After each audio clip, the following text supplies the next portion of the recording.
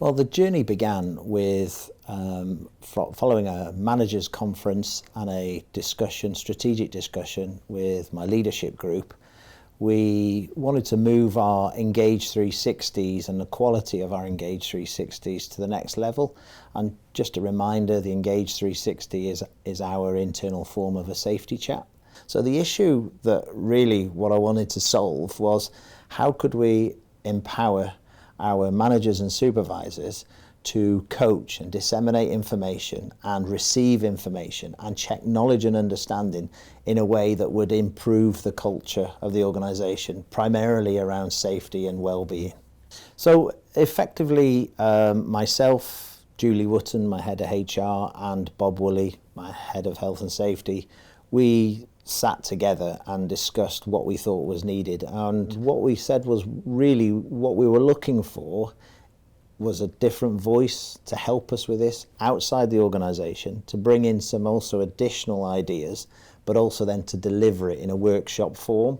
So using some of our leadership testimonies, but also then using the skills of Rob Shaw, who we selected to put it all together into a workshop mode for us to deliver. So it was really refreshing that Ben, Julie and Bob came to us and said, look, this is what we're trying to achieve.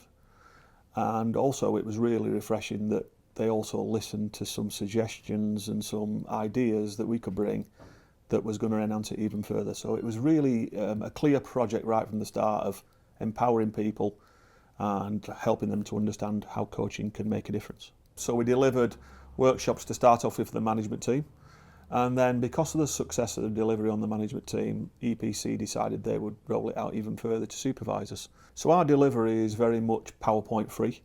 Our delivery is very much engagement and actually help making sure that learners get a great experience throughout their coaching programme. What I was hoping for was to give all our managers and supervisors some varying techniques on how to coach in different situations. Techniques like open and closed questions, and just where they could literally, through a workshop environment, design their own tools to improve their management and their coaching skills.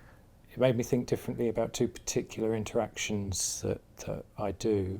One being our safety engagements, our Engage 360s, reformulating them in my mind rather than just what I think the individual might be doing right or wrong and how I can help them, but what do they think they're doing right and wrong and what help do they think they need. And similarly, I will often get questions because of time served and my experience, Robert, how are we going to do this thing? And the natural response is just tell them how to do it. Perhaps that's not the best way to get the personal growth from a person, and a better response would be to try and draw out from the individual what they think about doing it, both for the fact that my information might be 15 years out of date, whether it's right or wrong, but the newer, fresher way of thinking may just be better. So in terms of learning materials, there's a workbook that each participant carries through in each workshop and completes it themselves. So the workbook is designed specifically to help the candidate and to give the candidate a takeaway on the course. So they can look back on the workbook following the session and to really reflect on what they did as part of the course. So it's really important that we didn't just get it on the day, we had the follow-up to make sure that things were really starting to become embedded. And previous courses I've been on with health and safety, it can be quite dry. People learn better when they're doing, and that was what I felt was fantastic about this. And you said that it's a workshop, it wasn't just this is a course, health and safety, it was a workshop, so there was interaction there. And for me, that's how people learn best, and I certainly enjoyed it.